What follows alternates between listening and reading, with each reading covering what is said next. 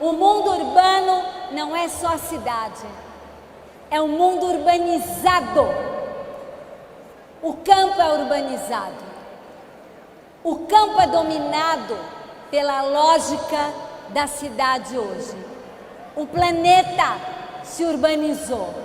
Na cidade se concentra o poder, as oportunidades, e é na cidade também hoje que se concentram, evidentemente, não apenas na cidade, mas na cidade em grandes números, os excluídos, os marginais, aqueles que lutam para poder fazer parte da sociedade, para poder, como nos mostrou Pedro, participar um pouco do acesso à riqueza que a nossa sociedade produz.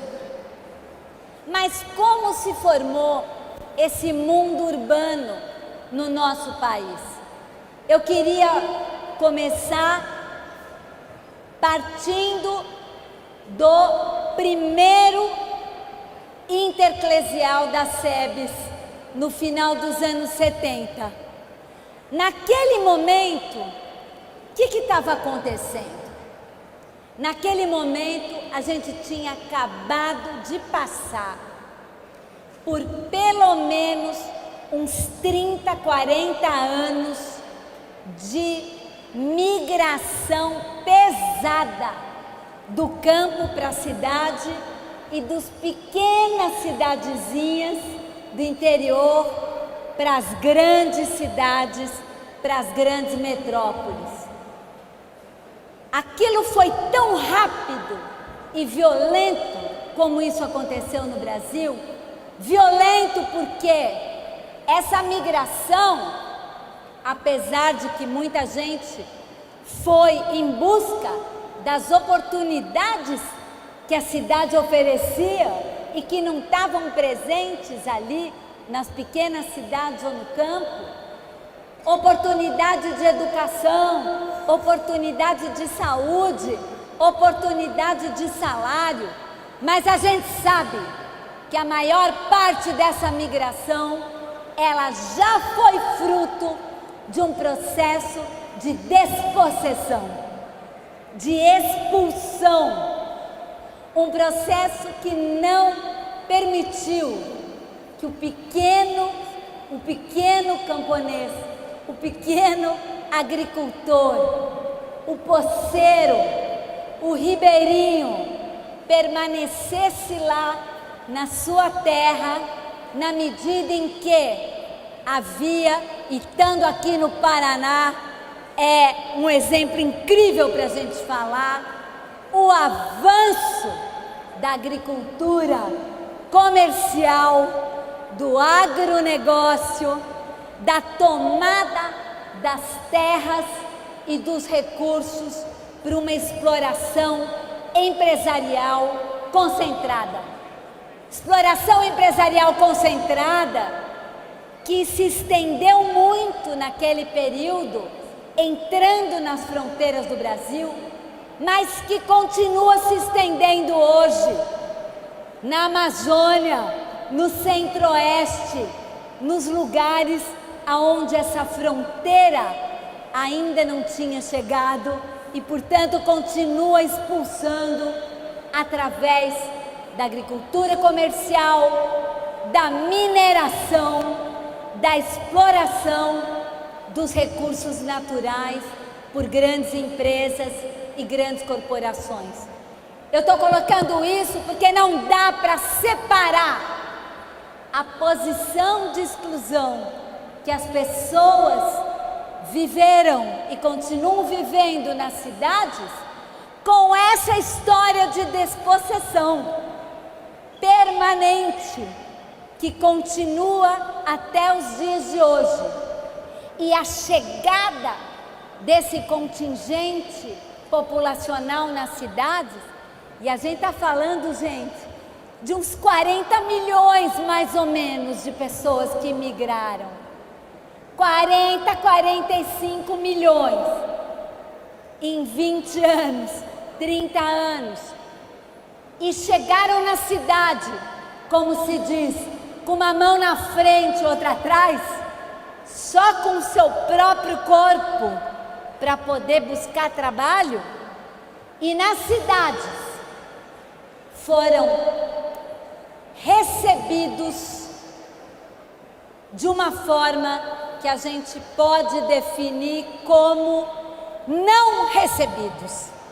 Ou seja, a gente sabe que a história da construção do lugar dos mais pobres na cidade, que eram a maioria e continuam sendo a maioria, era um não lugar.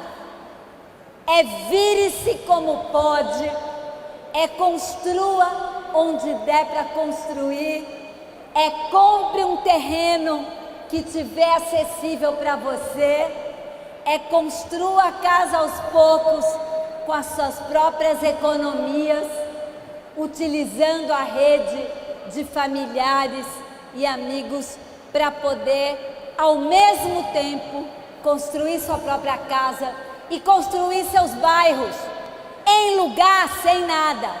A gente ouve os relatos de quem chegou nesse momento. Era mato, não tinha nada, não tinha escola, nem posto de saúde, nem via, nem asfalto, nem iluminação, nem água, nem luz. Primeiro chega o povo. E essas coisas todas não estavam disponíveis. E com isso, a gente montou o modelo predominante de construção da cidade, que a gente pode chamar de modelo de exclusão territorial. O que é o modelo de exclusão territorial? A pessoa chega, mas não faz parte da cidade integralmente. Está sempre faltando alguma coisa para aquele bairro poder fazer parte da cidade. Mas a partir dali, autoproduzindo o seu próprio habitat. Os trabalhadores e trabalhadoras e suas famílias foram tecendo as redes de solidariedade, foram tecendo as suas organizações sociais, em plena ditadura militar, foram se organizando nos bairros, e nesse momento a igreja teve um papel fundamental de ajudar a organização e a estruturação desse tecido político, social, que começou a bater e a reivindicar por fazer parte da cidade.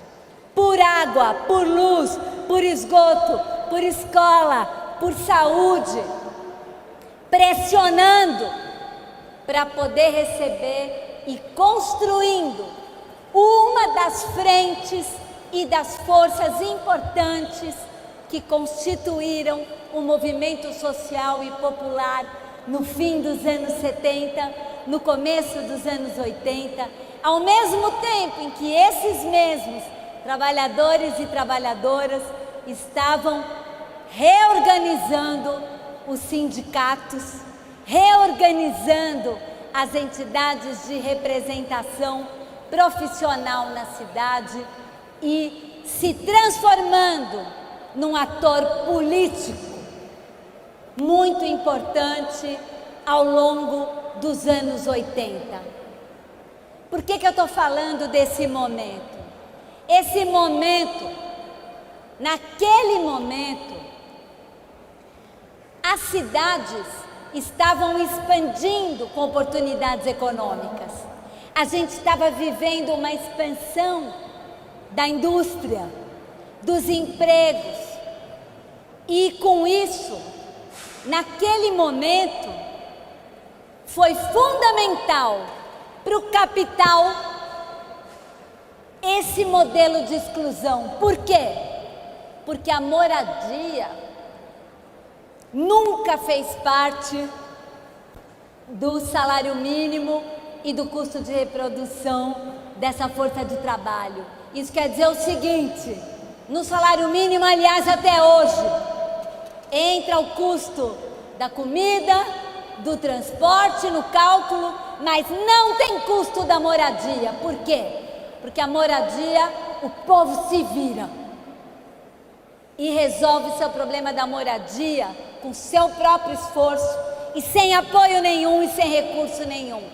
Isso permitiu que o Brasil, naquele momento, se industrializasse, que as grandes multinacionais chegassem aqui e, aproveitando essa mão de obra barata, super explorada, não paga pelo seu custo de reprodução, conseguiam fazer grandes lucros e conseguiam competir produzindo aqui, né, as coisas com pagando salários muito mais baixos do que pagavam as mesmas empresas lá na Europa, lá nos Estados Unidos, da onde elas viam. Isso a gente chamou naquele momento de expoliação urbana. Por que é expoliação? Isso é muito importante a gente entender. A exploração não está só lá na fábrica, no chão de fábrica, no local de trabalho. A exploração está na cidade. Por quê?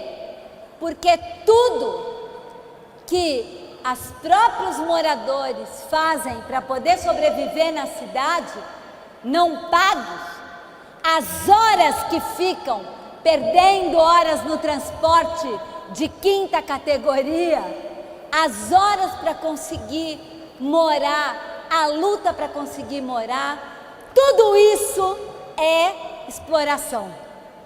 Então tem uma exploração que é urbana, que a gente chama de, naquela época, o Lúcio Kovarik que deu essa expressão para nós, expoliação. Expoliação dos trabalhadores. Naquele momento, né, como a gente estava contando, a luta contra a expoliação foi uma das frentes de luta que ajudou a derrubar a ditadura, junto com as demais lutas, a luta dos povos indígenas pela demarcação dos seus territórios e reconhecimento, as lutas dos quilombos pelo reconhecimento da sua existência, as lutas dos trabalhadores por melhores salários, e podemos dar muitos outros exemplos de luta que constituíram aquela força que se apresentou à Constituinte de 88. Construindo a partir dos seus locais de moradia, a partir do seu local de construção do seu cotidiano na cidade, uma verdadeira cidadania insurgente. O que é essa cidadania insurgente? Eu sou morador da cidade, mas não tenho direito ao transporte adequado, não tenho direito à moradia, não tenho direito à infraestrutura, não tenho direito aos benefícios da cidade, mas eu conquisto esse direito na luta. Isso é a cidadania insurgente.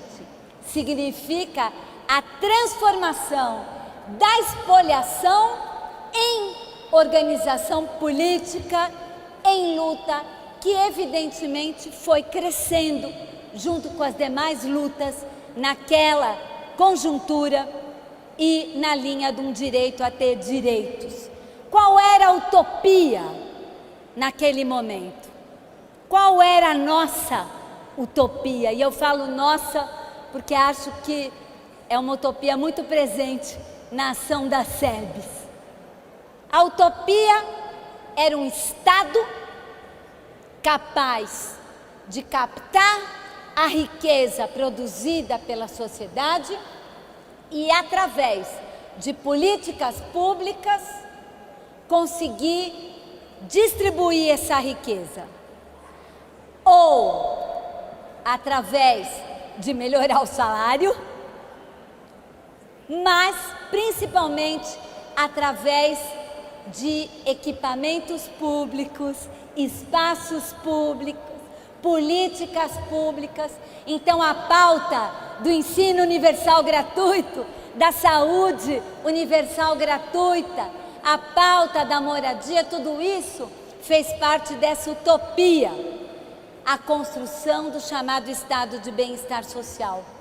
E a nossa utopia, naquela hora, se mirava no processo concreto que os trabalhadores do centro do capitalismo, nós na periferia do capitalismo, queríamos ser o que eram os trabalhadores do centro do capitalismo, da Inglaterra, da França, da Suécia, dos Estados Unidos, que com suas lutas desde o final do século XIX e com o pavor do capital, das revoluções comunistas que começaram no início do século XX, conseguiram conquistar um estado de bem-estar social. Ou seja, conseguiram, se a gente for pegar a Inglaterra, a França, investiram em moradia em massa, construída pelo Estado, acessível aos trabalhadores, em sistemas públicos de saúde, em sistemas públicos de educação, e era isso que a gente imaginava que queria aqui também, entre nós, esse estado de bem-estar social que ali tinha. Sem passar muito pela cabeça naquele momento, e isso tem muito a ver com o que o Pedro falou hoje, que parte do financiamento desse estado de bem-estar social veio da nossa exploração na periferia do capitalismo. O consumo dos trabalhadores no centro do capitalismo, e essa distribuição foi possível em função da organização e da luta dos trabalhadores europeus, dos trabalhadores norte-americanos, mas também, desse superávit, colonialista acumulado a partir da exploração da periferia do capitalismo, ou seja, nós. Mas mesmo assim, esse era o nosso horizonte. A nossa Constituinte, se a gente lê, ela é isso: queremos um estado de bem-estar social. Beleza? Beleza, foi aprovada no momento de derrocada da ditadura. Mas o que nós temos que entender? Dentro dela, nessa Constituição de 88, tinha uma parte urbana. O que dizia a parte urbana? O que propunha? Primeiro, reconhecimento integral e urbanização dos assentamentos populares, das vilas, das periferias e das favelas. Segundo, combate à especulação imobiliária. A terra urbana e a propriedade tem que ter uma função social, tem que servir para o povo morar e trabalhar. E por fim, a ideia da participação popular, super importante. Qual que era a tese? Que as políticas urbanas que nos expoliam são assim porque elas são definidas por quem quer nos expoliar. Portanto, se elas forem definidas por nós, nós vamos poder fazer outras políticas. E assim nós pensamos numa ação institucional. Nossa ação é tomar o Estado, ampliar nosso poder e controle sobre o Estado e ampliar os espaços dentro do Estado para a gente poder ter uma interlocução direta. E assim, desde que começamos esse campo democrático popular a assumir prefeituras, começaram a experimentar orçamento participativo, conselhos, conferências, mecanismos de participação popular para que justamente o povo pudesse participar desse processo. eu vou dar um pulo de lá, porque senão eu não vou sair daqui hoje, né? Se eu for contar a história todinha, encontro por encontro, eu vou dar um pulo e chegar nos dias de hoje, fazendo a seguinte pergunta: daquela pauta que a gente tinha lá nos anos 80, daquelas experiências concretas que nós experimentamos na cidade no fim dos anos 80, começo dos anos 90, nós conseguimos reverter a dualidade centro-periferia e a exclusão territorial? Gente, fiz uma pergunta. Não! O que aconteceu? Isso nós temos que refletir. A gente tinha leis, a gente tinha um marco institucional, constituinte, estatuto da cidade, lei de regularização, tudo isso nós construímos. Nós elegemos conselho, nós elegemos elementos de participação, nós implantamos tudo isso. O que aconteceu? Por que isso não foi capaz de transformar radicalmente as nossas cidades? Então, para isso, eu quero explicar muito rapidamente para vocês uma tentativa. O que aconteceu para a gente poder chegar a entender melhor o que a gente vive nos dias de hoje. Para isso temos que entender os anos 90. O que aconteceu nos anos 90? E agora eu vou rápido, que meu tempo está indo. Primeiro, mudança radical no cenário internacional. Crise do endividamento público, porque os Estados Unidos rompe com o padrão ouro, libera o câmbio e, de repente, os estados, inclusive no centro do capitalismo, tudo aqueles que eles gastavam para conseguir um bem-estar social e também para poder propiciar infraestrutura para o capital, era uma dívida, Estado endividado. Não dá para pagar a dívida, temos que cortar o investimento público. E aí, na Europa, nos Estados Unidos, desde o final dos anos 70, época do Reagan nos Estados Unidos, época da Margaret Thatcher na Inglaterra, começa o neoliberalismo. O que é o neoliberalismo? Os estados têm que murchar para que o livre mercado possa florescer. O estado não tem dinheiro, está quebrado, não consegue fazer nada, vamos passar tudo para o mercado. Pega todo o estoque construído de moradia na Inglaterra, moradia pública, quase 40% do total das moradias da Inglaterra inteira era estoque público, privatizado, para quem morava lá. Então os trabalhadores não perderam sua casa e acharam a Margaret Thatcher o máximo, ganharam a casa onde moravam, para eles, para sempre. Só que os próximos nunca mais vão ter casa. Aquele que tinha, e aquele que não tinha, tem que entrar num crédito hipotecário do banco, numa dívida para comprar casa própria. Eu dei o exemplo da Inglaterra, mas eu posso dar o exemplo de todos esses países que eu mencionei no início. O estado de bem-estar social foi sendo desmontado progressivamente. E no Brasil?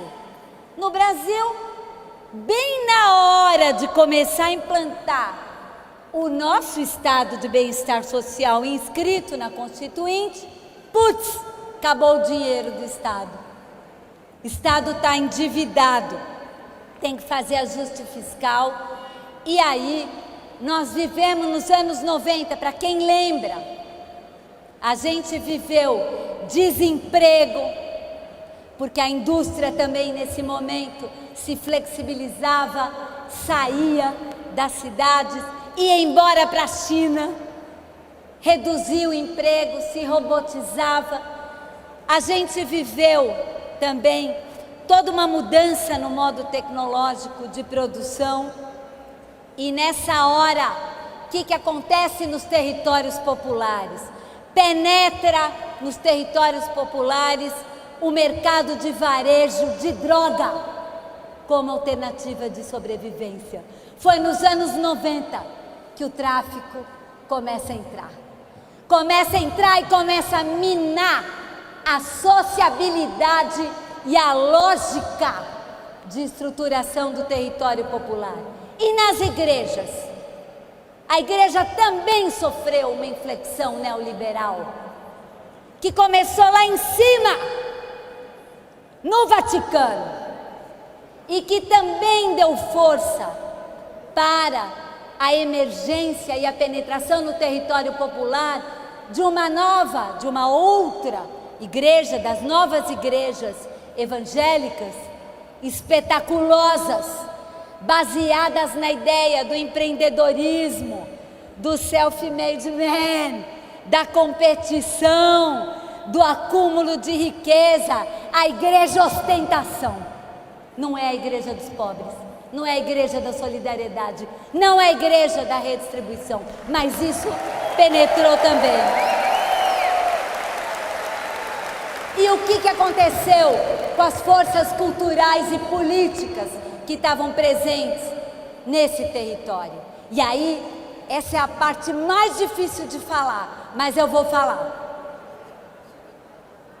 Os partidos políticos que nós construímos a partir das nossas lutas, o conjunto de partidos, crescendo a sua participação no mundo institucional, câmaras municipais, assembleias legislativas, Congresso Nacional, governo de Estado, né? Crescendo essa participação, crescendo eleitoralmente e precisando cada vez mais competir no mercado de votos, pelo voto popular da base, para poder ganhar essas eleições e se reproduzir. E para isso,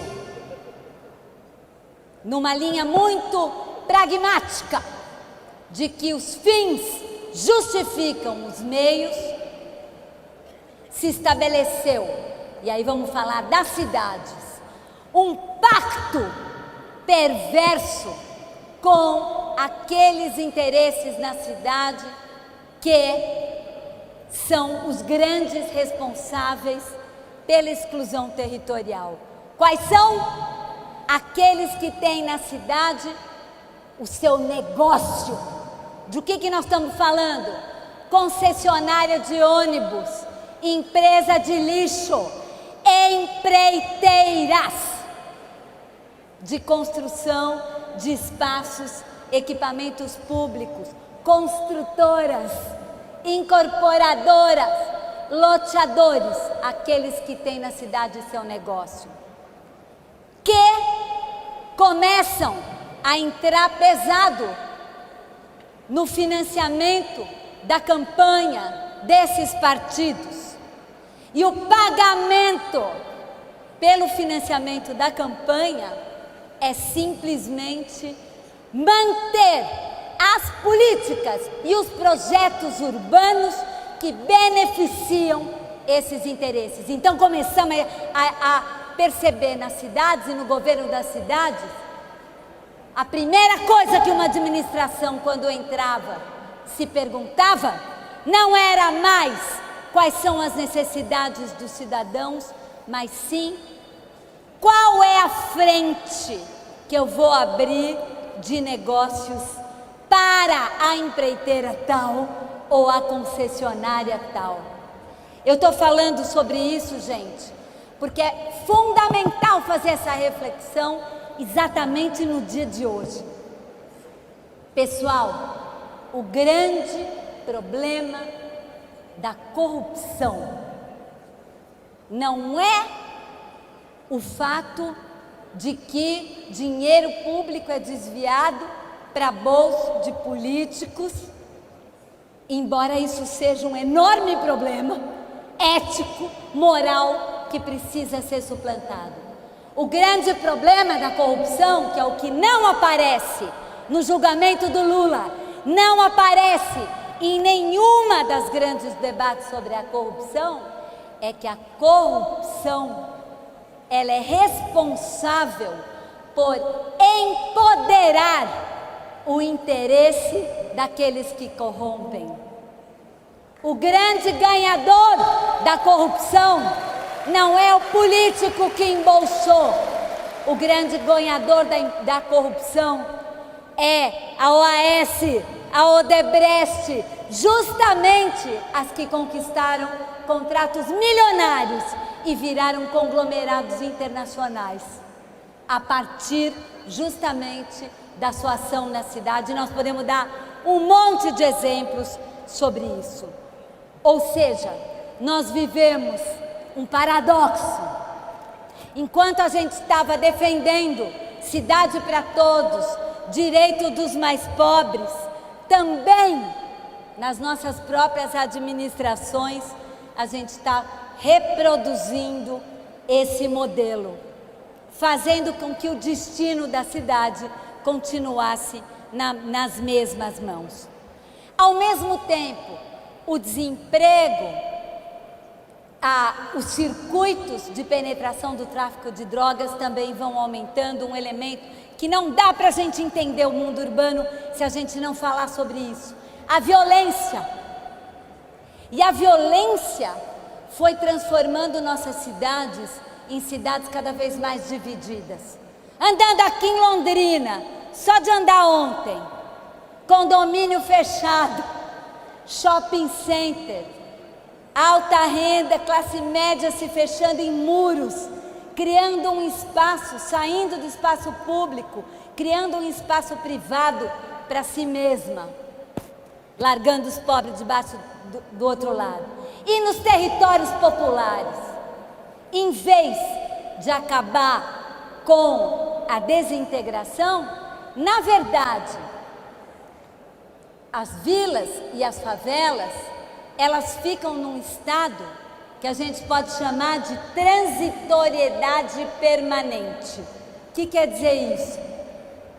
É sobre um pedaço da cidade, a gente não sabe se aquilo vai continuar existindo para sempre, se aquilo vai sumir, se é legal, se é ilegal, se vai ficar, se vai sair. Mas esse elemento de transitoriedade permanente é usado politicamente. E isso está o último elemento que eu gostaria de colocar nessa nossa discussão. Porque esses territórios populares e a sua urbanização, que a gente fala que nem as moças de telemarketing, nós vamos estar urbanizando. Então, nós vamos estar urbanizando, quer dizer, nunca acaba. Ninguém sabe quando começa, ninguém sabe quando termina, e por isso é sensacional. Porque cada prefeito, cada vereador, cada governador pode chegar lá e fala: eu dei um posto de saúde para vocês. Obrigada, votamos em você. Eu dei um asfalto aqui. Obrigada, votamos em você. Então a inclusão na cidade virou uma moeda nos mercados eleitorais. E o território popular também foi tomado pelos corretores dessas moedas, os agentes políticos dos partidos. Isso nos ajuda a entender, né, o ponto que nós chegamos até agora. Eu não posso terminar essa minha fala sem remeter também a uma coisa que o Pedro colocou para a gente, que é a mudança do capitalismo hoje na direção da financiarização.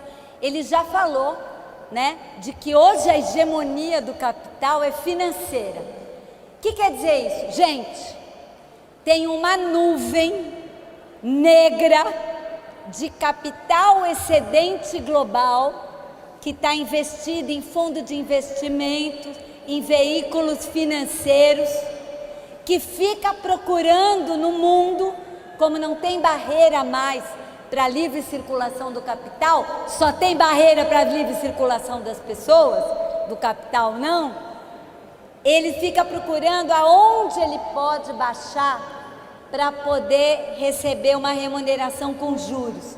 Por incrível que pareça, está dentro dessa nuvem a porcaria da nossa poupança. Está dentro dessa nuvem o fundo de pensão dos trabalhadores, que também precisa o tempo inteiro ser remunerado, senão os trabalhadores na hora de aposentar não vão ter dinheiro. E ficam procurando aonde investir. Para vocês terem uma ideia, gente, nessa nuvem, além da nossa grana, tem o dinheiro dos sheiks do petróleo, dos milionários russos, dos milionários chineses, das grandes corporações. Só a Apple, o fundo de inversão financeira da Apple, que faz aqui esses aparatinhos, é maior que o Banco Central da Alemanha, em termos de grana. É muita grana, que procura se investir para receber juros, para ser maior, investir, receber juros, para ser maior, investir, receber juros, para ser maior, investir, receber juros, e eu posso continuar até amanhã com isso. Ou seja, é dinheiro para fazer dinheiro e nada mais.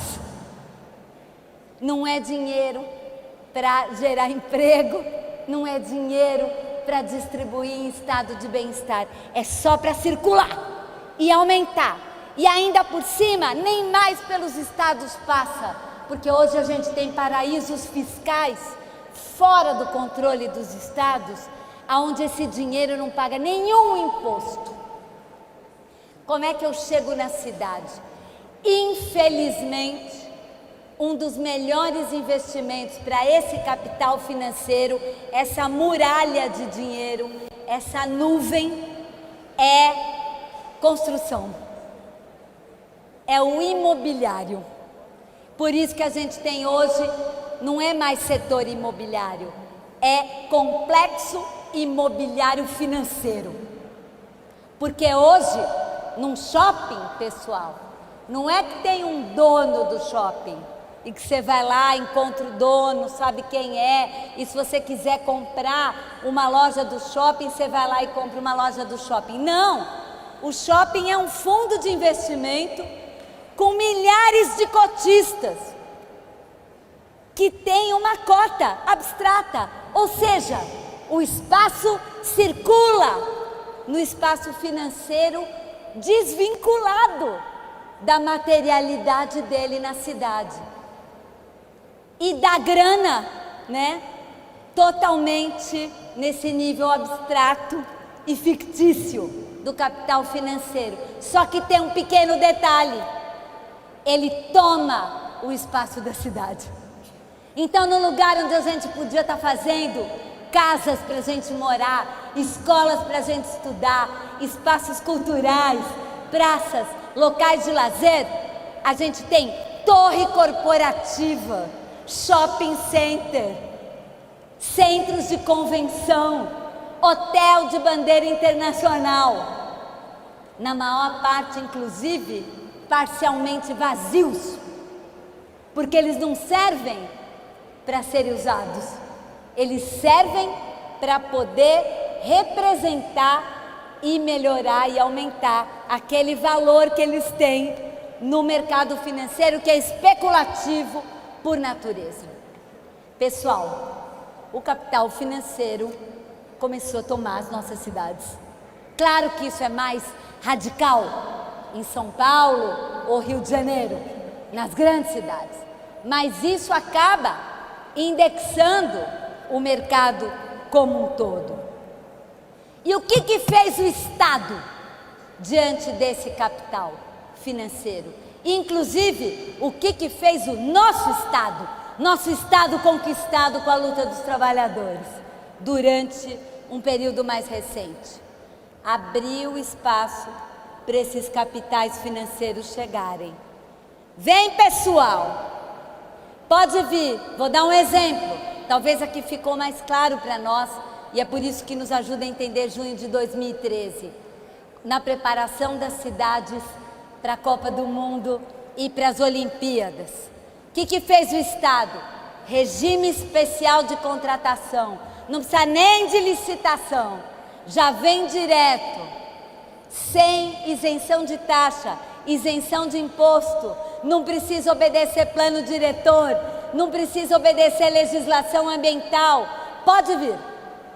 Claro que para nós o discurso é, vai ter construção, vai dar emprego, vai dar renda, vai melhorar a condição dos trabalhadores e de fato, nós vivemos na era Lula o único momento na nossa história em que distribuiu um pouquinho da renda e os trabalhadores puderam comer melhor, viajar, estudar, ter acesso à cultura, etc. Mas, infelizmente, esse modelo positivo veio com um bônus, veio com um a mais, que foi, de um lado, desenvolvimentismo a qualquer preço. Pode passar por cima de favela que está lá há 30 anos, lutando para ser urbanizada e mandar todo mundo para uma periferia mais distante, que tudo bem, em nome dos empregos e do crescimento econômico. Pode permitir mineração em terra indígena, pode fazer hidrelétrica, pode fazer acordo com todas as empreiteiras do mundo, em nome de crescer, gerar emprego e dar mais renda para os trabalhadores. Pode, inclusive, destruir e desmontar as estruturas de regulação do Estado, enfraquecê-las, de modo que a gente chega hoje, para terminar a minha fala, nessa situação, aonde, uma vez conquistado o marco regulatório fundamental para poder penetrar, e uma vez construída a ideia, através dessa operação, tentando transformar toda a nossa insatisfação das nossas demandas que ainda não estão satisfeitas em corrupção e ligação da corrupção com um partido político em especial, dizendo que Estado não serve para nada, político não serve para nada, partido não serve para nada e, portanto, não precisamos mais de Estado, nem de política, nem de partido. Podemos ter, é isso que está colocado, a democracia direta do capital, sem intermediação, sem negociação, sem ter que dividir com os políticos, sem ter que dividir com os políticos o butim dos negócios, mas sem ter que dividir com a política a mediação com os demais interesses, que não os interesses empresariais e interesses de acumulação. Gente, eu não posso terminar, se eu terminar assim, o pessoal que está lá em cima vai ficar com vontade de se jogar. Não dá. Não é isso não. Por que que eu falei tudo isso? Porque nesse momento, gente, que a gente está aqui refletindo sobre tudo isso, é momento de reinventar a luta, reinventar a agenda, que, para a gente entender isso muito profundamente, não é momento de montar propostas e agendas de Estado, imaginando que vamos conquistar um Estado absolutamente enfraquecido e sem nenhum instrumento concreto para enfrentar todo esse processo que eu acabei de descrever aqui. É um momento de experimentar, é um momento de voltar para os territórios, é um momento de voltar para as comunidades, sair da abstração do Estado e ir lá aonde as pessoas vivem com as pessoas.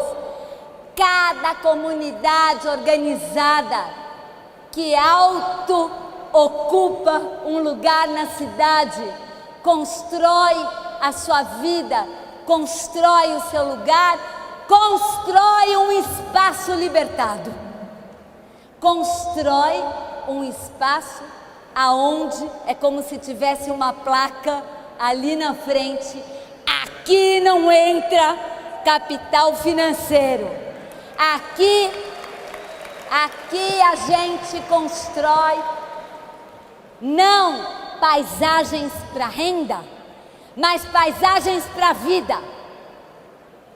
Isso significa um movimento concreto que já está em andamento, que basta a gente perceber e dar força para ele e apoiar e fazer ele crescer, de comunalização, ou seja, o movimento ao contrário da privatização. O contrário da privatização não é a estatização, o contrário da privatização é a autodeterminação territorial, é a construção de espaços comuns. Eu li na camiseta do encontro, que é no território, nos lugares pequenos, distantes, que a gente já constrói hoje as coisas extraordinárias que vão nos levar às mudanças. Porque o capitalismo financeiro está em crise, ele é incapaz de dar uma resposta para a crise ambiental, ele é incapaz de dar uma resposta para as demandas da população, ele está morto, porém dominante. E nós estamos morando dentro de um cadáver, e é por isso que está tão ruim. Mas a gente consegue sair disso, não numa perspectiva de curto prazo, não é 2018, não é amanhã, mas é construindo novamente, defendendo as conquistas que tivemos e aprendendo com as lutas dessa história. É aí que nós vamos construir já a utopia do amanhã. Obrigada.